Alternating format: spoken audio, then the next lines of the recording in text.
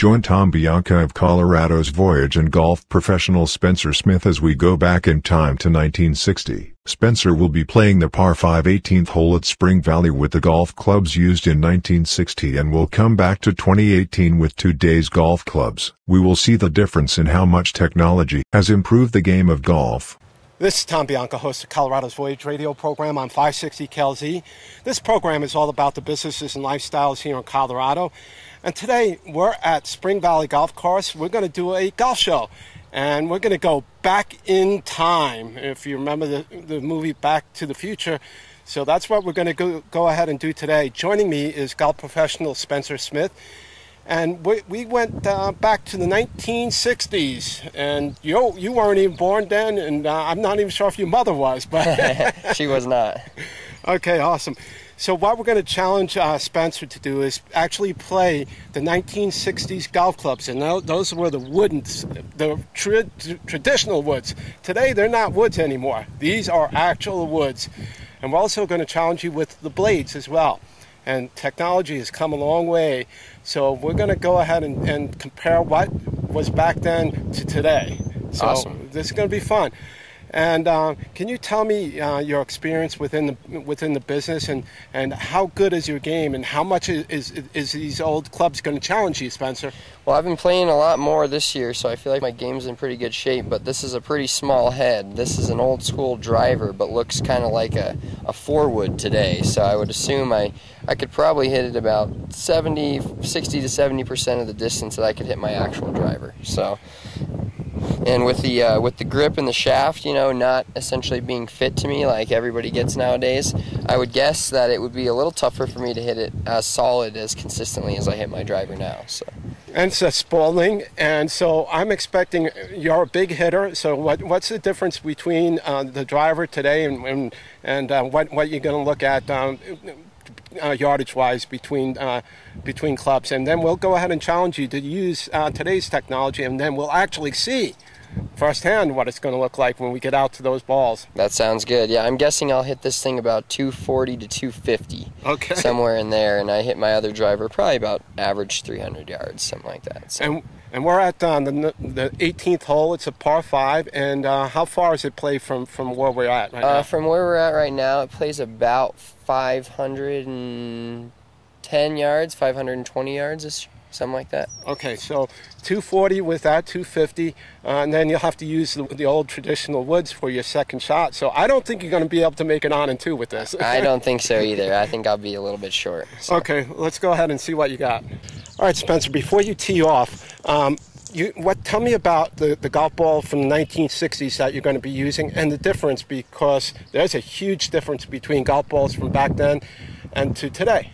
Absolutely, yeah. So it looks like we've got a Golden Ram here. I'm guessing it's probably just a 1-piece ball. Nowadays we have 3-piece and sometimes 4 pieces on the ball, which allows for more compression, less compression, and obviously more distance, which people like, and then allows for more spin. I would guess the dimples in this ball are really a lot deeper than some of the balls nowadays, so probably have a good bit of spin on this, but definitely won't have the distance that a Titleist Pro V1 or Pro V1X or whatever ball, TaylorMade TP5X that people play today. Awesome. So why don't you hit the old 1960s golf ball with that wood, and then we'll go ahead and hit a newer golf ball and see the differences in comparison to the new golf ball to the old golf club using the wood, okay? Awesome. Sounds good. Good. Go ahead.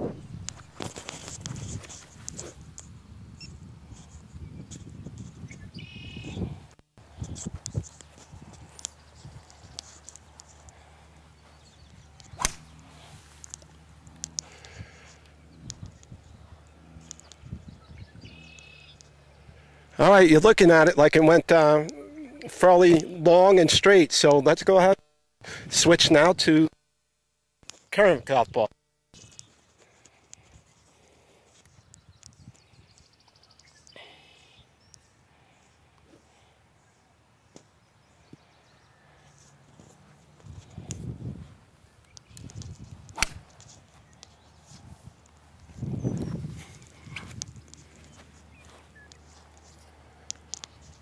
And how did that one look in comparison?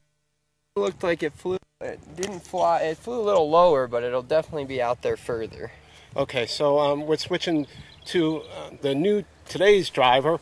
And can you tell me about your driver and the golf ball now? So I play a Wilson Staff FG Tour. This is Wilson's driver from a couple years ago. It just really fits my game, and I've got a Project X 6.5 hazardous shaft in this, so definitely a lot stiffer than that thing when I was swinging. And the head, I'd say the head's about twice the size, so, and not wooden. It's definitely a metal. So I'm guessing this will go quite a bit further. So. All right, go ahead, and then we'll go up to the fairway and see the distances between all three shots.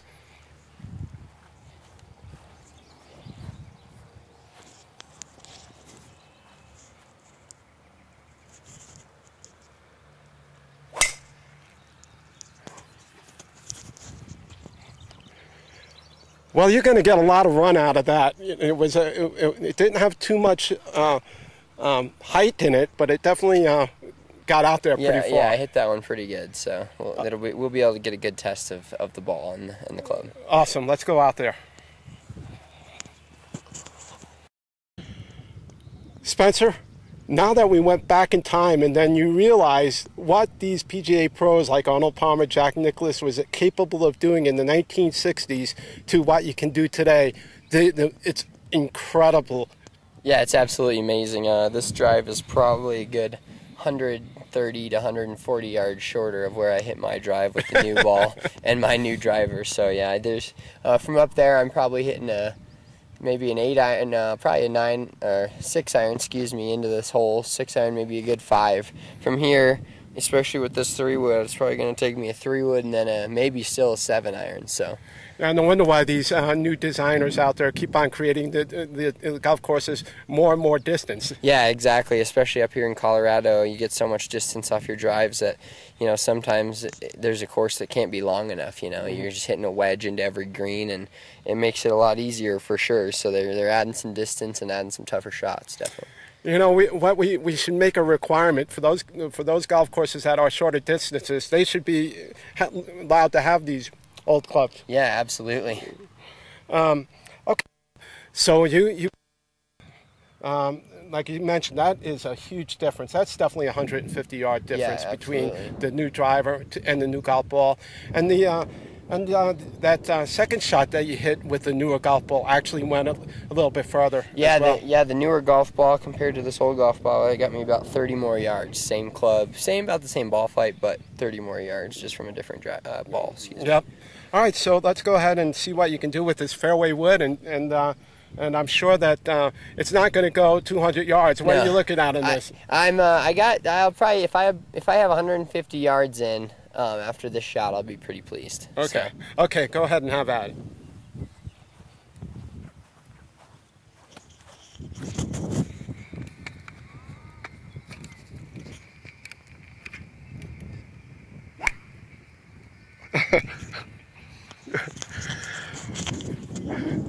Spencer, you're amazing. I mean, that was a shot. Awesome shot. Yeah, pretty solid. That should leave me, it looks like about 140, 130 yards in. I hit it pretty much on the screws, so maybe I'll have to put this in my bag. Oh, that was a beautiful shot. And once again, how much distance you got left for your third shot? Looks like about 130 yards, I'd guess, from here. I went a little past the 150-yard marker. So.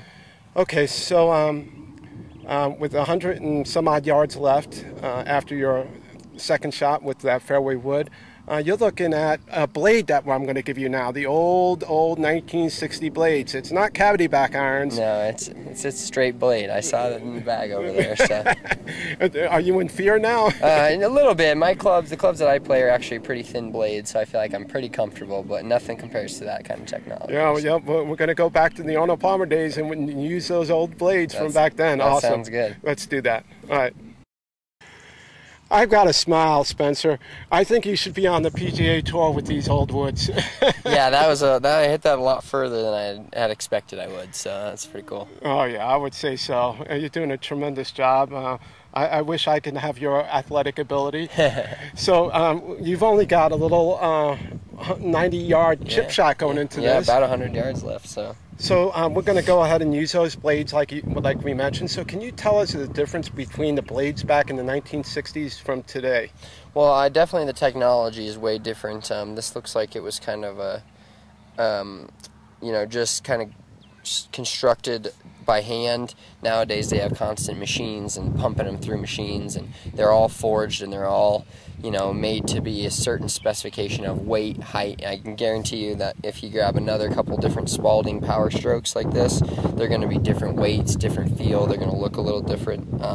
And then the shaft and the grip obviously would be a lot different nowadays. A lot of people play even a graphite shaft in the irons to get more consistency, so I can bet that it's just a little more consistently made nowadays for sure. Yeah, and their cavity back irons are made a tremendous stride in the development of the technology for the irons, and the difference is massive because they're lighter weight and easier to handle for most golfers. Yeah, absolutely. A lot of players looking for a game improvement iron will go to a cavity back or something of that nature where it's a lot thicker in the back, and on mishits gives you a lot more forgiveness.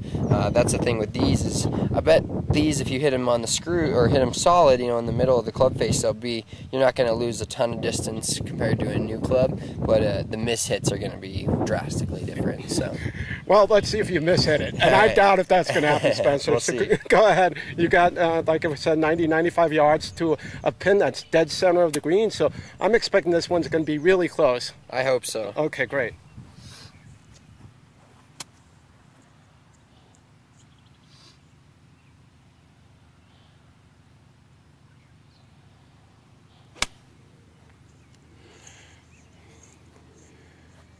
That was perfect. You used that little slope to your benefit there. Yeah, I got a little lucky on that one. I thought I might have missed the green there, which is a no-no from 90 yards out, but it looks like it's in there about 8 feet or so for birdie. So. And I've got the old 1960s putter for you. Oh, awesome. Well, let's see if we can roll that in. Probably better than my putter nowadays. So. Okay. Let's go ahead and finish this back in time segment. Awesome. Over, okay? Sounds good. All right, let's do it.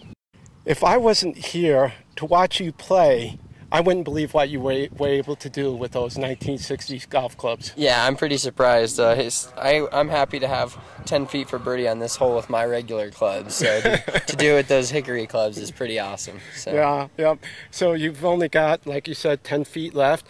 Tell us about how you putt these greens and how fast they are and how you read them. So our greens are actually pretty dang fast. Our maintenance crew does a really good job of keeping these greens in good condition, as you can see here. They're fairly undulated. I always tell people if they ask, what's a good tip for the greens out here, if you have a putt that looks pretty straight, it's probably not going to be straight.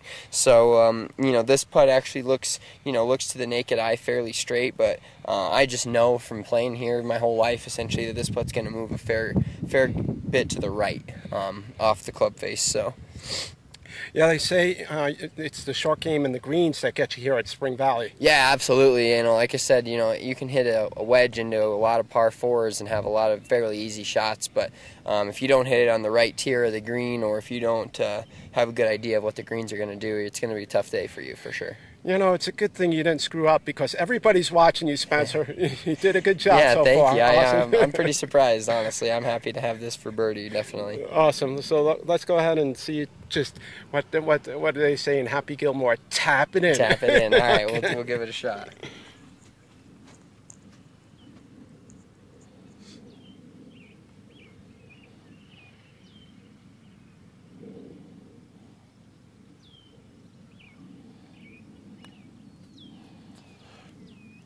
Well, you just missed it by an inch. Yeah. That's great. So using those 1960 putters to today, tell us the difference and the significant change in putters from back then to today. Well, back then I know it was pretty much all a blade, which is this thinner head. Nowadays I putt with a spider, so it's a lot bigger head, a lot easier to control.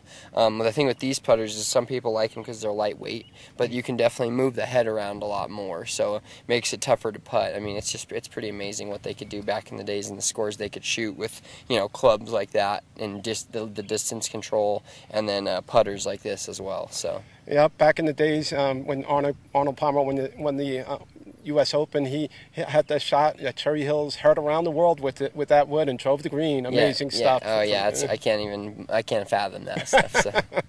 Awesome. We thank you for joining us. Can you tell us how they can book a tee time and more information about Spring Valley before we let you go? So springvalleygolf.com is our website. You can go there. We have specials on the website, as well as you can book tee times through there. Always you can give us a call at the golf shop. Our phone number is 303-646-4240, and the pro shop is extension 4. They can call that number and book a tee time up to 7 days in advance. So. And you've got all the amenities associated with the golf course, restaurant, yes, driving range, lessons, tournaments, all that stuff. Exactly. We can host your tournament here. We teach lessons here. We have a great chipping facility with a couple bunkers. We've got a putting green, a 350 or 320 yard driving range. All the amenities. A great restaurant. They have great food in there. I'm a little biased, but I've never heard a bad thing about the food cooked in there. So it's a great spot. It's a great little spot out here that nobody really knows about until you come out here. So. Yep, it's located in Elizabeth, and definitely one of the best golf courses I've played. You've got plenty of reasons to come out here. Best go for par 4s, best go for par 5s, toughest par 3s, toughest par 4s. Awesome. We appreciate you joining us, Spencer.